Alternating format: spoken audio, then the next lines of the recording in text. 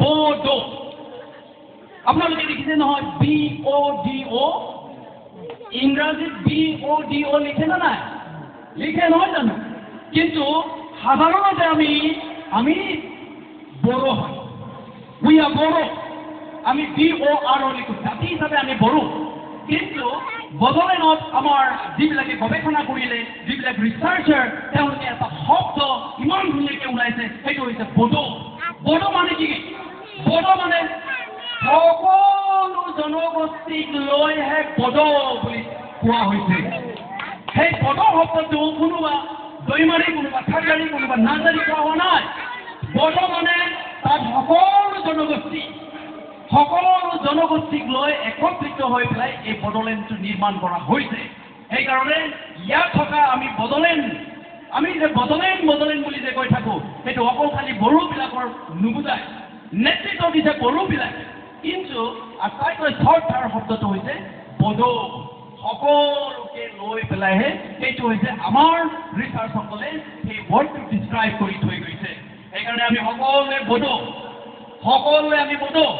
আমি কাম কৰিব লাগিব BTCৰ কাৰণে কাম কৰিব লাগিব কংগ্ৰেছে ভুল কাম কৰিলে কিন্তু ভাই এতিয়া বিজেপি অলপ ভাল কাম কৰকচোন যদি কংগ্ৰেছে বেয়া কাম কৰি থৈ গৈছে আপোনালোকে যদি ৰাইজৰ পক্ষত আছে যদি ৰাইজক ইমান মৰম কৰে যদি চবকে যদি চিন্তা কৰে দেশৰ কথা যদি চিন্তা কৰে তেনেহ'লে এই মাটিবিলাকৰ কি আইন এটা বনাই পেলাই কি মাটি দিব নোৱাৰে 20 বিঘা মাটি কি 5 বিঘা দিব নোৱাৰে 5 বিঘা জেগাত 1 বিঘা মাটি দিব নোৱাৰে দিব পাৰে সেইটো ভাল কামটো কৰকচোন হোম ষ্টে কৰি ক'ত পঠাব এই মানুহবিলাকত যাব 30 বছৰ ইনকামত আজি মই 2টা পাকা ঘৰ বনালোঁ এক কি হ'ব সেইটো মাৰ্ডাৰৰ বাহিৰে একো নাই সেইকাৰণে আপোনালোকে জানে না নাই ভাৰতৰ সংবিধান কি হ'ব গৈ আছে মন গ'লে সংবিধানখন সলনি হয় ৰাতিৰ ভিতৰতে পইচা চেঞ্জ হয় black money Where is the black money? কোন আছে কালাধনৰ নামতে একদম কি কৰিছে হাৰাহাস্তি গোটেই ভাৰতৰ ৰাজ্যত GST লগাই দিছে ভাই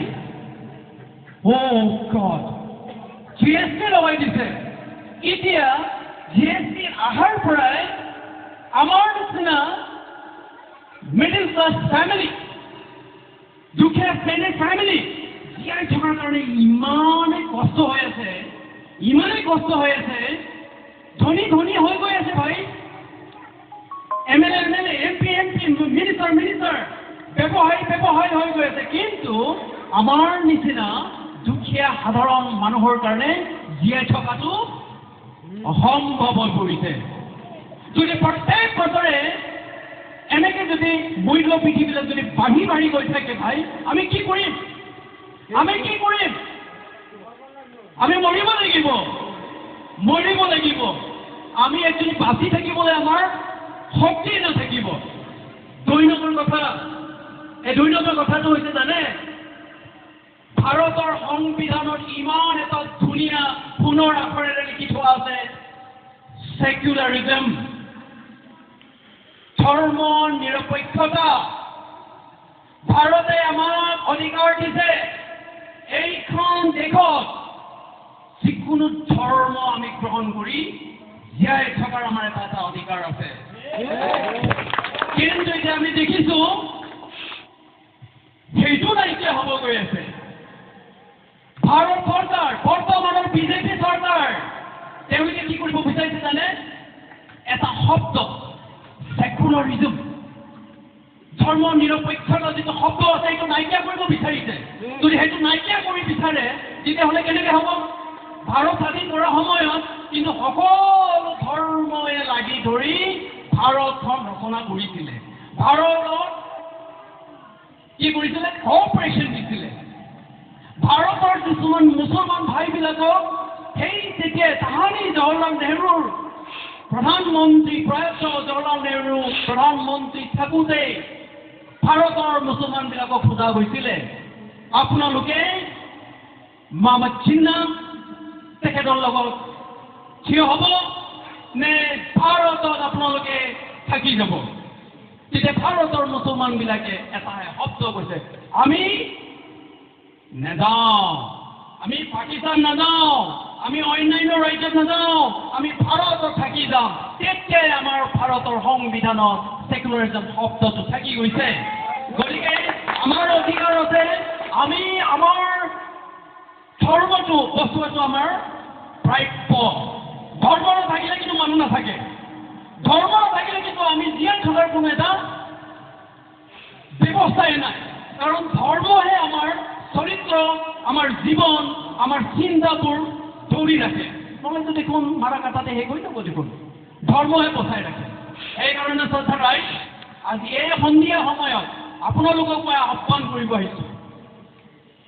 16 নং নিচিমাৰ পৰা যিকোনো প্ৰকাৰৰ আপোনালোকে কংগ্ৰেছ দল বিপুল ভোটত জয়যুক্তি কৰাই পেলাই কোকৰাঝাৰ PTCত পঠাব লাগিব। তাত যাবই লাগিব, আৰু যদি নাযায় বিপদ নিশ্চিত। দিনে দিনে বাতৰিত আপোনালোকে চাই থাকিব, বাতৰিত কি কি প্ৰকাশ পাই আছে। মইতো ভয়হে লাগি গৈছোঁ। মই ভাই বড়ো বসুমতাৰী, মোৰ কাৰণে অসম সুৰক্ষিত, মই অসমত ভয় কৰিব লগা নাই। কিন্তু মোৰ এটা চিন্তা আছে, এই মানুহবিলাকক চৰকাৰে কিয় হাৰাশাস্তি কৰি আছে? অলপ বুজাই নাই নেকি? তেওঁলোকে ক'ব বিচাৰিছে ইভেকশ্যনৰ নামত বোলে চৰকাৰী ভূমিবিলাক সংগ্ৰহ কৰি আছে, দখল কৰি আছে। বোলে কংগ্ৰেছে ডাঙৰ ভুল কাম কৰিছে বোলে। ঠিকে আছে ভাই, ভুল কাম কৰিছে। ভাৰত হয়তো এনেটো দুখীয়া ৰাজ্য। গতিকে ভাৰতত আমি যদি ভোট দিছে, তেতিয়া আমি ভোট যদি সাব্যস্ত কৰিছে, তেতিয়া আমাৰ অধিকাৰ আছে নে নাই? আমাৰ অধিকাৰ আছে। ভাৰতত যিকোনো প্ৰাংগণত থকাৰ আমাৰ অধিকাৰ আছে। কিন্তু কিছুমান আইন আমাক বাধা দিয়ে, যিটো আইনটো আমি ক্ৰছ কৰিব নোৱাৰে। সেই যেতিয়া কংগ্ৰেছ আছিলে, কংগ্ৰেছে এটা আইন প্ৰণয়ন কৰিছে আৰু মানুহক ফৰেষ্ট লেণ্ডবিলাকত যাব দিছে, কিছুমান বন অঞ্চলত থাকিব দিছে। সেই তেতিয়াই যদি থাকিব নিদিলেহেঁতেন, সেই মানুহবিলাক তাত প্ৰৱেশ নকৰিলেহেঁতেন। কিন্তু থাকিলে, তাত বকবা কৰিলে, ঘৰ বনালে, ঠিকেই আছে। কংগ্ৰেছে ভুল কাম কৰিলে, কিন্তু ভাই এতিয়া বিজেপি অলপ ভাল কাম কৰকচোন। যদি কংগ্ৰেছে বেয়া কাম কৰি থৈ গৈছে, আপোনালোকে যদি ৰাইজৰ পক্ষত আছে, যদি ৰাইজৰ ইমান মৰম কৰে, যদি চবকে যদি চিন্তা কৰে, দেশৰ কথা যদি চিন্তা কৰে, তেনেহ'লে এই মাটিবিলাকৰ কি আইন এটা বনাই পেলাই কি মাটি দিব নোৱাৰে? 20 বিঘা মাটি কি 5 বিঘা দিব নোৱাৰে? 5 বিঘা জেগাত 1 বিঘা মাটি দিব নোৱাৰে? দিব পাৰে। সেইটো ভাল কামটো কৰকচোন। হোম ষ্টে কৰি ক'ত পঠাব? এই মানুহবিলাকত যাব। 30 বছৰ ইনকামৰ আজি মই 2টা পাকা ঘৰ বনালো। এক কি হ'ব? সেইটো মাৰ্ডাৰৰ বাহিৰে একো নাই। সেইকাৰণে শ্ৰদ্ধাৰ ৰাইজ, আপোনালোকে টঙালি বান্ধক, সিদ্ধান্ত লওক। আজিৰ পৰা আপোনালোকে কংগ্ৰেছৰ কাৰণে কাম কৰক। 16 নং নিচিনা কংগ্ৰেছ প্ৰাৰ্থীগৰাকীক আপোনালোকে জিকাৰ কাম কৰক। গাঁৱে গাঁৱে যাওক, মানুহক কওক, আপোনালোকে মাতি আনক, আপোনালোকে তৈয়াৰ কৰক। আপোনালোকে গোটেই সিদ্ধান্ত ল'ব পাৰে। আৰু এটা জমনি কথা মই কওঁ, PTCত হ'ব পাৰে প্ৰত্যেকটো 40টা সমষ্টিত ৰিজাৰ্ভেশ্যন থাকিব পাৰে, কিন্তু মাইনৰিটিহে সিদ্ধান্ত কৰিব পাৰে। মাইনৰিটি যদি একগোট হ'ব পাৰে, তেনেহ'লে ইয়াত আৰু কোনো ক্ষমতা নাই দেখি যোৱা। গতিকে আমি দেখিছোঁ নিচিমা 16 নং নিচিমা সমষ্টি মাইনৰিটি ভোট আমাৰ অলমষ্ট 12,000 ভোটাৰ্ছ আছে। যদি এই 12,000 নালাগেচোন আমাক 12,000, 8,000 মাৰিলেও আমাৰ কেণ্ডিডেটগৰাকী জিকাৰ নিশ্চিন্ত। গতিকে আপোনালোকে ৰেডি থাকক। আপোনালোকে এই PTC 12,000 আপুনি জিকাই দিয়ক। জিকাৰ কামটো কৰিব লাগিব। আৰু সেইটো নহয়, ইয়াৰ লগত কিন্তু অসমো আমি দখল কৰিব লাগিব। কাৰণ অসম দিশপুৰতে গোটেই আইনটো ডিচাইড কৰে। গতিকে আমাৰ নেক্সট বিধানসভাটোৰ কাৰণে আপোনালোকে প্ৰস্তুতি থাকক।